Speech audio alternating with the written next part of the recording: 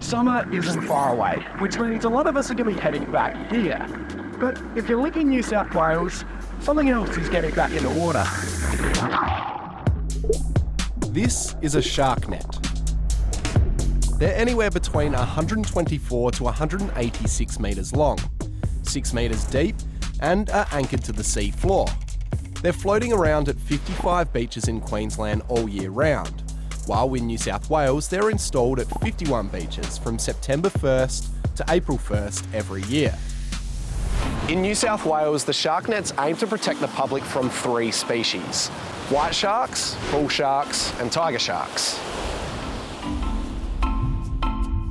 According to the New South Wales government, these 3 species are most frequently involved in serious shark bites in New South Wales, so they've become the focus of their Shark Smart monitoring program. Shark nets aren't common. In fact, only New South Wales, Queensland, and some beaches in South Africa use them. And Queensland is the only place to keep them up all year round. Since their addition to New South Wales waters in 1937, there's only been 1 shark-related death at a netted beach. However, recent studies suggest there's a whole range of reasons that shark-related deaths aren't super common, including a big increase in surf lifesaving patrols and improved medical responses to shark bites. Since their introduction, there have been 24 shark attacks at netted beaches in New South Wales, and some scientists say this shows that they don't really work. So these nets in New South Wales, for example, are 150 metres long or so. Sharks can swim over, under, around them. And what we've also found is about 40% of sharks can actually be caught on the beach side of a net. Imagine a fly screen door, except all you had on that fly screen door was a thin strip of mesh no wider than your finger. And you're hoping to keep the flies out. Obviously, it's not going to work. Dr. Leo Guida is a shark scientist and conservationist at the Australian Marine Conservation Society.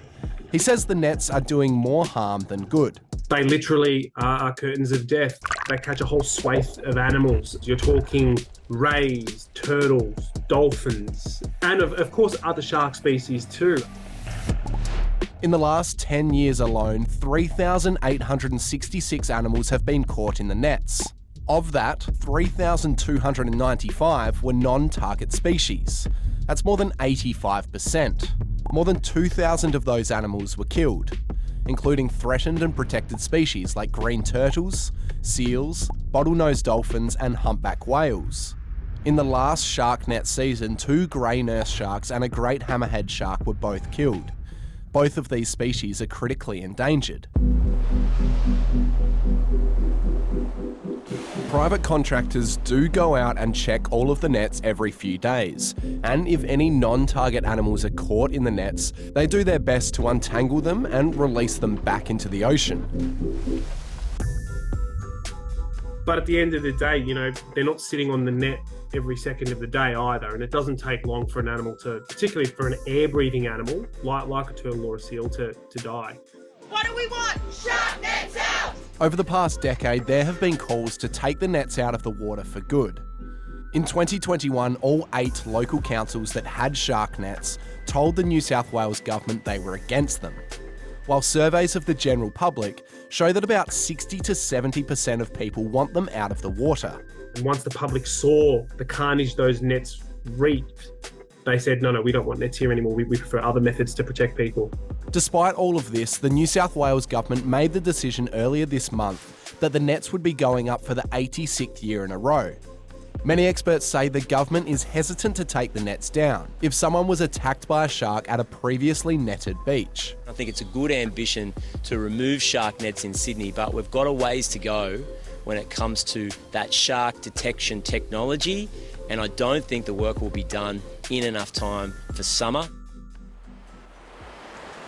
But yeah, beyond that... Maddie Riley is a marine biologist at Flinders University who is doing her PhD on shark deterrent technology. There are so many measures out there, but there's no silver bullet.